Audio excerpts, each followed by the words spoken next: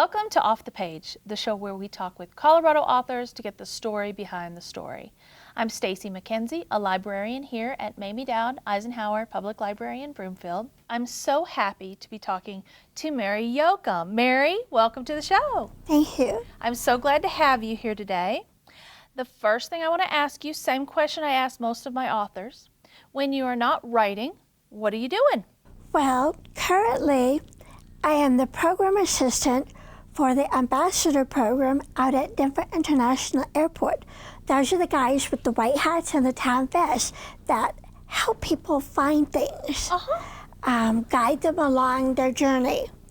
I'm in charge of making sure that they're where they're supposed to be because they sign up on a log at different locations. So they need to be where they're supposed to be, how many hours in each spot, because some of our people like to be little butterflies and go here and go there.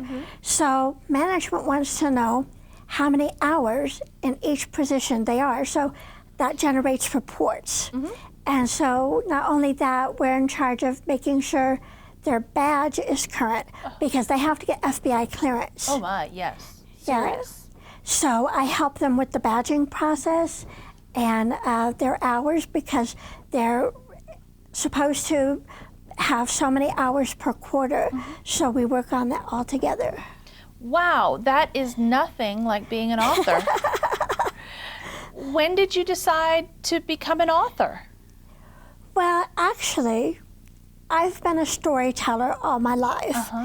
And back when, in the 90s, when the Highlander was on, I came up with the story and I wrote it. But I wrote it about the time it ended. So not only was that a factor, but also all the characters are copywritten, so I couldn't do anything with that. So I had a friend at work. She found out about it, so we had a write-off. She wrote for the Highlander, and I wrote another story for the Highlander. After 3 weeks we got together, she said, "You win." You win. She gave it up. That's great. So I also did writing for children's church in my church. And so that got me into the writing, and I've been writing on this one story for a number of years.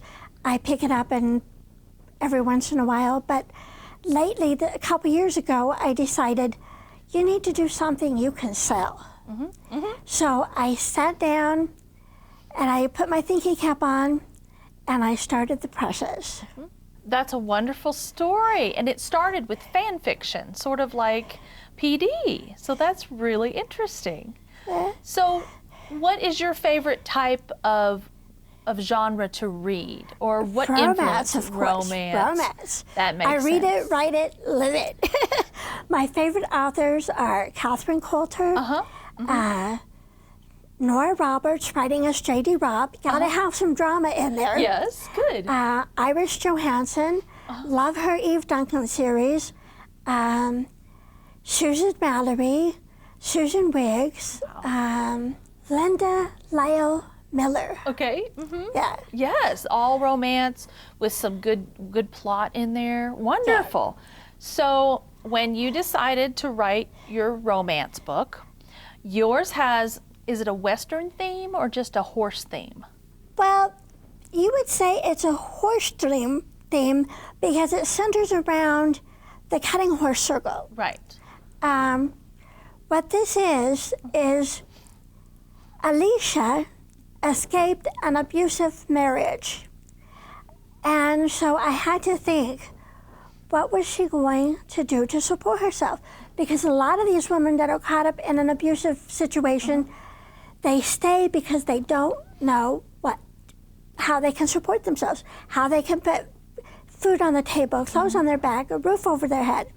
So I put my thinking cap on and I said, okay, what if she works with horses? Then I thought, okay, who would her love interest be?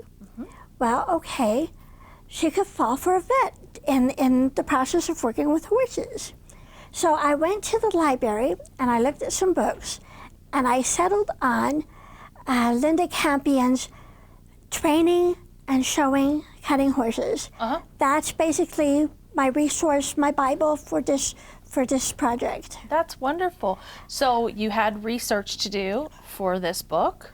Oh, most definitely. I also contacted the National Cutting Horse Association to find out about the circuit and to find out about the horses in general. Well, that led me to realize that my first concept was not accurate. Okay. So I had to go back and revisit it, because my first concept was that one of the horses in the story, who turns out to be Whitey, I originally called him Sam. And I also had him being a white horse. Well, through contact with the National Cutting Horse Association and through a trainer, I found out you don't do white horses. They are very rare. They're just not out there. So I thought, okay. And also the name Sam is too simplistic for these people. They sent me the Cutting Horse Chatter, and one of the prominent horses was Dual Smart Kitty. Wow. So I thought, okay, how can I find a name that is something like that? So I thought about a black horse being a foal and him playing with cats in the barn. That's how he gets his name, White Cat Dancing. Oh, wow. You know, I often ask how authors come up with the names of their characters, but I never thought about the name of the horse character having to be researched so much. So I want to mention the title, For the Love of Cutting Horses. And what is cutting horses? What does that mean? Cutting horse is a specific type of horse that works with cows. Okay. They either work on the ranch with the cowboys or they go on the circuit. And what you do in the circuit is you have a pen, and they lead a certain amount of cows in, and then it's the horse. It's the job of the horse on the rider to select a cow, cut him out, keep him away from the herd, and eyeball him for his movements for a certain amount of time. And then once that time is up, the rider releases the horse. They go and select another one. There are certain qualifications that you have to have, like you have to go in deep at least once. Okay. Each item counts for points. Now, I don't know if this is still the case, but in the book that Linda Campion wrote, even the way a cowboy wears their hat can affect the score. Wow. So it's really quite interesting about how they, and then there's also handlers. You have to have a couple handlers in there with the horse and the rider, because sometimes the cows will get spooked and they'll run amok. So you have to have the handlers help bring them back under control. Sometimes, as in the case in this book, the cow that they select decides she doesn't want to play. So she runs towards the fence, and the handler has to bring her back out into the center. Wow.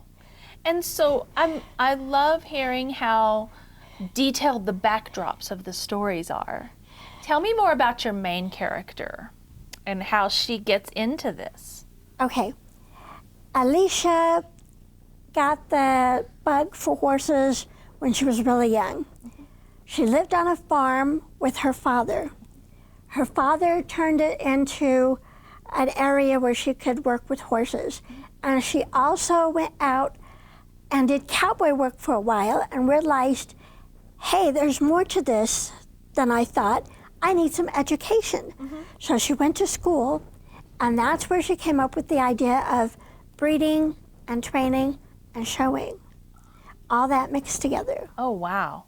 What a great, rich backdrop you have for your romance story. I'd like to hear a little bit about your writing process. How do you actually get the book written?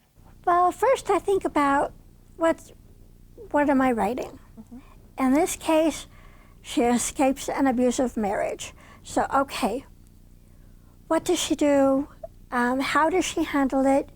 And so based on that, I get little insights, little segments, and then I have to write them down. And then as I do my research, I look at that and see if it's still appropriate or if I need to adjust it.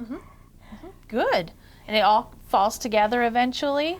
Oh, yeah. You hope so? Now, you belong to an organization called CIPA, C-I-P-A. Oh, yes, yeah. What is that organization and how has it helped you develop your writing? Colorado Independent Publishers Association. Fabulous. I wish I had known about them before I started my process because it's nice to sit down and write a story and be creative, but it's a business and you have to treat it like a business. Yes. And when you're writing, you're not thinking about the business part of it. So you have to have guidance. You have to know resources to help you with that. CIPA has publishers. CIPA has editors. CIPA has writing coaches, web designers, everything. I used one of their web designers to help create mine. Anything that you could possibly think of. Even they help you with marketing. There's somebody in the organization to help you with marketing. That's what I'm working with right now. So you have to treat it as a business. If you don't know what it is, then you need to join CIPA so that you can learn the ropes. I agree. They're a wonderful organization. I met you at a meeting there, and look at you now. You've gotten another marketing opportunity. Mary, what advice would you give to a new aspiring writer? Well, first off, you need your research. Next, you need to figure out how to sculpt your story. Then next, you need to figure out a business plan because it is a business. You have to take care of that. And then you can take off from there. I like that. That sounds great. Lots of good advice there. If we go to your website, what can we find on your website? What information is there for us? Well, right now, the only thing you find on it is my first book. I am in the process of writing more. Great. So eventually there will be other stories, other opportunities. Do you have you already started actually writing another book? Oh, yes. It's called Shattered Love. Oh. And it's about a woman who has Turner syndrome. Now, what that is, bare bones, there's a lot to it, but bare bones, each cell has 46 chromosomes in it. Turner's only has 45. When you look at the makeup of the two X's, the second X is either non-existent or broken. That creates a lot of issues. One of them being infertility. They don't have the right plumbing to have a baby. So this woman she's married to a television producer, and at the start of the book, she comes to his work, finds him messing around with his intern, and also you find out the intern is pregnant. Whoa. Yeah, big blow up. Yeah. And so there's a lot of him not knowing what he's going to do about his job because that's sexual harassment. Yeah, sure. So I had to do research on that. Wow. And then also I had to do research on adoption because she came to the conclusion that she wanted to adopt this child because that's one of her dreams, to raise children. That's why she's a school teacher, is to be with children. So part of her taking him back is, number one, you get a vasectomy because cheat on me once, you go to cheat on me again. I'm not going through this. Number two, I control the checkbook. Number three, we adopt that child. That intern has a child, we adopt it, we raise it together. Wow. And so it's them working out the relationship. That's a strong female character. Very strong female character. Yeah. I'm into strong female characters. I can tell from this one and that one. I'd love to hear about another project you're working on. Tell me about what you're working on next. Oh, they're all in my head. Oh, brave. Yeah. And does it just And keep... I'm always collecting books for research. Down the road, I'm going to do a book on, it's not actually my family history because what I know is just verbal passed down. But I have two characters. One is Irish, one is Indian, and it's about the time of the Civil War. So it's everything they go through together. So you'll get into a historical romance. That one will be, yeah. Yes, so much research. How much fun. Yeah. So tell me about the publishing process also. How has that been for you? Strategic publishing. And they've been pretty good so far. They offer everything. They have a network themselves for editors, book designers. They have their own network. But when I joined SEPA, that just became a better fit for me. So they still have that opportunity for me if I need it. Wonderful. Yeah. It's good to have more than one opportunity. It's good to have a lot of opportunities, right? Yeah. Yes, yeah. very good. Thank you so much, Mary, for being on the show. Mary Yoakum's book, For the Love of Cutting Horses. We look forward to getting that, and we'll send some people to your website too. Check your local libraries for the books that we've talked about on today's show, and join us for more next time on Off the Page.